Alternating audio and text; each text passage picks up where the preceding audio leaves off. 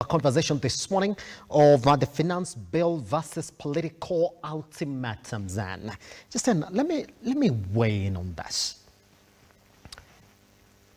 Ruto was part of the government that was taken to court on one of his major proposals on the finance bill, that is affordable housing. By then, it was the Affordable Housing Fund. That's what they're calling it. Now they're calling it the Housing Fund. When the same man who took him to court, who took his government to court, one is again telling him tupatane kotini again. And he told him face off, like, you see, you proposed this in the previous government. I took you to court. It was made voluntary. Yes. Now you've come back again with the same proposal. You've changed nothing on it. In fact, you've made it once. That's what he told him. I'm going to take you again to court so that I could present the same evidence that I presented, and the courts are going to listen. In fact, he told me the Constitution is a friend of mine more than you are. Yes. But then that hasn't stopped him. It hasn't stopped him just then. It's actually given him more power to go around drumming support for that particular bill. So the question is, if indeed they are listening, should that by itself elicited a reaction from them? It should have. But remember, there's a time Uhuru Kenyatta told us that someone goes around pretending to be very bright, and they're not. So maybe Uhuru Kenyatta is being vindicated now. But again, maybe, I don't know. But I remember the president trying to argue that Omtata is preventing him from creating employment for the youth. Yeah. But you know, many of the youth are saying, we don't want houses to sleep in. We want industries to work in. Remember, this house construction will end. But with industries, we need caps, we need clothes, we need food. Those are things that will always be needed. As long as we have industries going on, as long as Kenyans will be employed, the demand for anything we use in this country, including tissue paper and furniture, will always be high. So why not lower cost of production, invite investors, even local investors. Remember, even people in Kariobangi light industries are manufacturers, but they're always facing issues of the Subarus, the KRAs. Being a businessman in this country, you're seen as if you're a goon or a thief. It kills the morale of being in business. And that is why I'm challenging this government.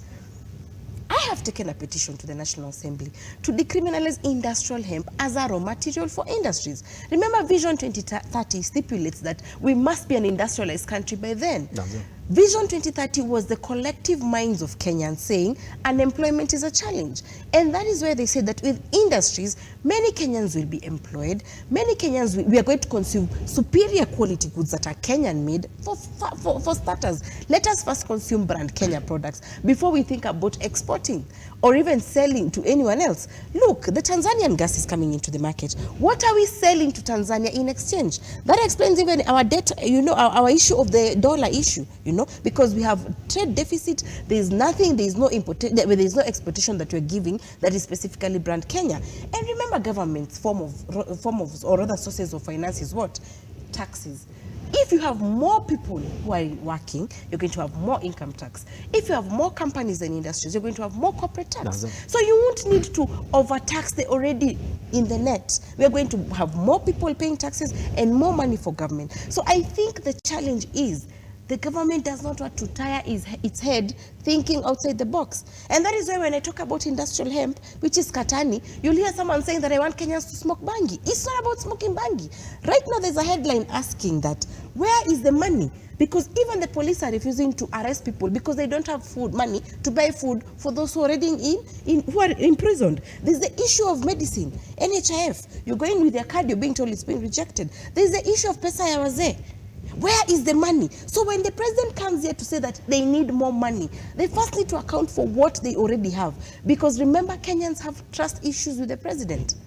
There's issues of how he handles money, whether it is true or perceived. He has to clear his name that I am prudent, I know how to spend your money well, and you can trust me with your money. But as it is right now, the president is not even, people are not taking him seriously. He says about pikipiki za stima, and guys are asking, hey, wait a minute, now again you're moving the conversation to other things that you had not promised us. My advice to Kenya Kwanza is that listen to your MPs, listen to what Kenyans are saying, because at the end of it all, whatever you're doing is for the needs of the Kenyans, not for your own needs. Pretty much. Mr. Kigoli, I want you to jump in on that. And I want to start the same question from where I left it right here with Justine Bomai. Here's the thing, Mr. Kigoli, would have you maybe hoped that the president would have even spoken to Okiya Omtata, the same man who challenged the housing fund in the previous government and made sure that it was voluntary, just fast, than before actually coming in with the same proposal again in his Fast Finance Bill 2023?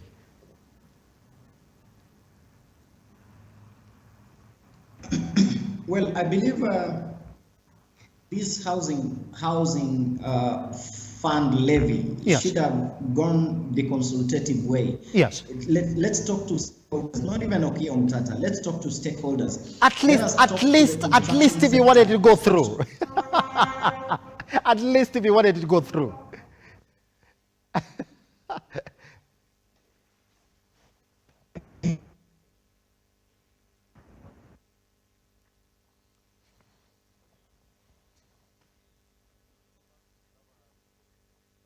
Yes, pretty much. Again, it will be good for me to go back to Mr. Kigoli again. Hopefully we have him back before we step out. Now, here's the thing, Justine, again, that I wanted to put across to you. If you look at their promise for the cost of living, that's exactly how they came in.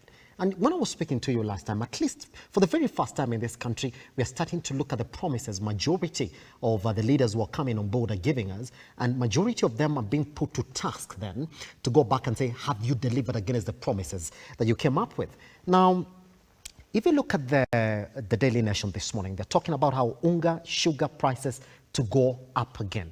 In fact, they're saying that this in the foreseeable future, they'll keep on rising up because majority of the promises that the government gave in, even in the importation of the duty-free GMO that was supposed to come into the country, the court stopped that. So there's already a deficit in that, and they never made a pronouncement on exactly what they're going to do around that.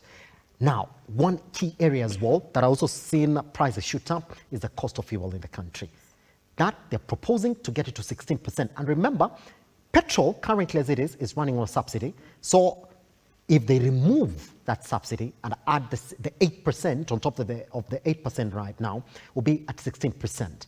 That negates the entire conversation for lowering the cost of production in this country, the cost of living in this country, because we are an energy-driven economy. On that alone, should we say no to the Finance Bill 2023 and say, well, they're good proposals in it, but then if indeed you're going to talk about the cost of living, which was your promise, your key promise as a government when you came in, do not talk about increasing the cost of fuel in this country. Probably they should. The issue of fuel in this country is something that is very, is very emotive. You are told Uhuru Kenyatta used to eat subsidies. But when you look at this government, I think they're being counterproductive. They are giving us this and then taking this out. So on the issue of fuel, which is essentially what you gotta do, so to balance your bill. But it's coming out like it's counterproductive. How can you add the cost, the VAT on fuel, yet these hustlers that you went into power use the matatus, use the kerosene. I think they're forgetting the people who got them into power. So maybe they're very good proposals that they're trying to push that Kenyans are yet to understand. But on the issue of fuel and petroleum, the VAT on petroleum, I think they need to hold back on that. And again, the president was saying, we have our own fuel in Turkana. But because it's going to be a green energy agent and carbon credits, he doesn't want to explore that path. Then why not focus on even green energy? We have those chargeable cars, but again, they need to lower the cost of power. You see? Why is it that IPPs supply 30% of what we use and KenGen supplies 70% of what we use, but the IPPs earn more than KenGen because there's so much corruption going in there. The president also needs to come out and give us his stand in terms of the IPPs. Where are the other people who use our solar, our wind, our geothermal to produce power? They're using our resources, yet you're paying them more, and they're demanding now in dollars because the shilling is not doing well. So the president also needs to be seen to be fighting corruption, because those are the things that when he's seen like his projects are vendor driven, or he's covering up for a few people, or he's just pushing out a few people who are seen to be doing, who are seen to be corrupt, but the bigger issues like power is something he's not focusing on, then it beats the purpose. So I think on the fuel, if we're not going to explore our own in Turkana, then let's go green, because that is something that he's pushing. But how are we going to go green if even those who are supplying us with power are benefiting? They are eating from our taxes. There's so much happening, and that is why I said the president is facing trust issues. Kenyans don't trust him. Maybe even some of them are saying, okay, well, these are good ideas, but where is the other money? Where is NHIF money? Account for the money you already have. Why are police not arresting people? Because they can't feed them. So this president should actually avoid really chest stamping and focus on convincing Kenyans that, you know what, these ideas will be beneficial to us. But as it's known, people say that he's going to benefit as a vendor. That's a tragedy. Somebody asked this question, and maybe you can weigh in on it as well as we move towards the end of this conversation. That there's so much that they have proposed to Kenyans. Some of them are absurd, and those are the ones that Kenyans are talking about. Maybe their true intention was not to have them go through. And I will mention some of those that the Kenyans have mentioned about. The 3% housing fund, they might not want that to go through. The 16% on petrol, they might not want that to go through because they know that Kenyans would talk about vehemently. But then there are others within this bill that they might want to go through and say, well, you've rejected this, but you've given us a leeway then to go on with this one. Do you believe that that's the intention of the president? If indeed, number one, he's not going to listen. Number two, even the same people who challenged his previous government are telling him, we're going to challenge this time around. He's already reading a split within his camp. That's why his diehards are even threatening the Kenya Kwanza allied members of parliament, telling them if you don't vote for it, then party disciplinary action. That's exactly what we're going to do. The true intention of this bill, so many changes that have been introduced. In fact, if you start counting, there's so many.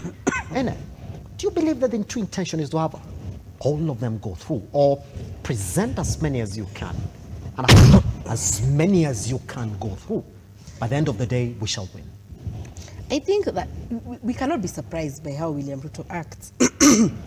Martha Karua one time told us that they had agreed on the constitution, and then William Ruto went out and said it was bad. So probably he's playing that, betting an ekelea bet. Because look at the issue of helicopter importers. 16% of VAT exemption. VAT on helicopters. There's also something proposed about public officers get tax-free benefit cars and houses if they declare that they're owned by the government. So, and then also the issue of reducing bank charges. So he wants his friends in the banking sector to make money. So probably an ekelea bet. So he's saying, if you refuse these ones, at least these ones that you're not talking about are the points of importance. We don't know. We don't know. I didn't say that. It's a question that we've seen majority of you ask because there's so many proposals that are shared within this finance bill. By the way, take a point. I know the public participation process is already done and dusted with. This week is going to be tabled in Parliament, and Thursday being that day. So it's just up to you, by the way. Just go back and read on these proposals so that you can see where the politics are and where the economy politics are then. Now, listen, clear this conversation like this. Thursday is the day. The Azimio coalition is saying, well, we're going to give you a roadmap for what we're going to do so that indeed this bill doesn't go through.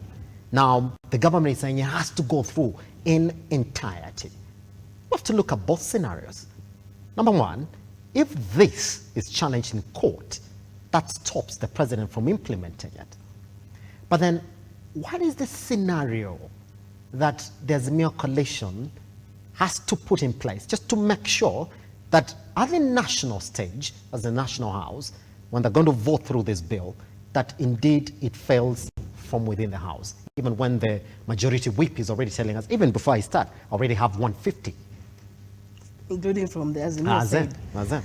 Okay, probably all I can say is that whoever is voting for this bill, let them remember country first. Yes. And then the challenge I have to both Azimio and Kenya Kwanza, if you look at the history of Israel, there's this, the prime minister late was called Shimon Peres. He always urged us to use more of our imagination than memory. So they should stop telling us about Singapore has done it, whoever has done it. Let's be different, let's be imaginative. Even Azimio, be imaginative in how you're going to deal with Kenya Kwanza. But at the end of it all, the citizen and the country first. In this conversation, what do you think is going to win, Justin? Is it not the politics of the day? It is a conversation of numbers. In this country, it has always been a conversation of numbers. And by the end of the day, there's somebody who's telling you, I've got the numbers already. Are they just presenting a case of numbers? Or there's some reason therein that Kenyans are being told, well, this is exactly what you're going to get? According, one time Moses Kuria said they used to exchange money behind the toilet. So probably the money is, the numbers are coming through the money that has been used. Money has been poured. But the end of it all, Yes. I urge our MPs, do that which is right for Kenyans. Use your brain. Don't let anyone carry your brain for you. The citizens are really suffering. And this bill does not reflect the reality on the ground. So do that which is right for the citizens. Somebody has asked me to ask you this question this morning, and I'm just going to clear this conversation like this. Thank you very much, Alice, for watching this morning. I do also have Pete Star at the point. Thank you very much for watching as well. All right, so this is exactly what we're going to do. I'm just going to put this question that has come in from Babu as well. Thank you very much for watching. So this is a question that has come to you. Number one, the citizenry. And I asked you that question. Yes. That we can't get proper leaders because at the end of the day, what is presented to us by the parties is already a candidate that has gone through the process within the party. How can we change the situation if the ones that are getting presented are the ones that have gone through the process within the party? Getting involved in party politics. Remember, our taxes are used as political parties fund. So when you hear that your party is having grassroots elections, if you really care about this country, go. Yes. The party of choice. I'm not going to tell you choose this party. No, the party that you love. Involve yourself in political parties discourse from Yes. from the grassroots. However, stop entertaining the issue of people coming with money bags. That is what has killed us. Because even in grassroots elections, people may not even vote for the guy with the idea. They'll vote for the guy with the money. So even us, we need to check ourselves in terms of our greed. Because the 50 shillings we ate last year is haunting us right now. Pretty much. All right, Mr. Kigoli, I've got one more question for you. Mr. Kigoli, as fast as you can then, there's a question here that you have to respond to then.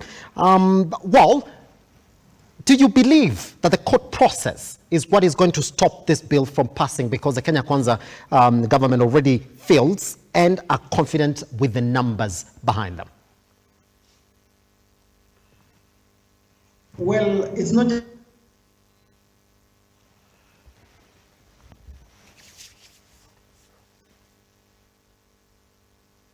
Pretty much. It's a pity this bill. Yes.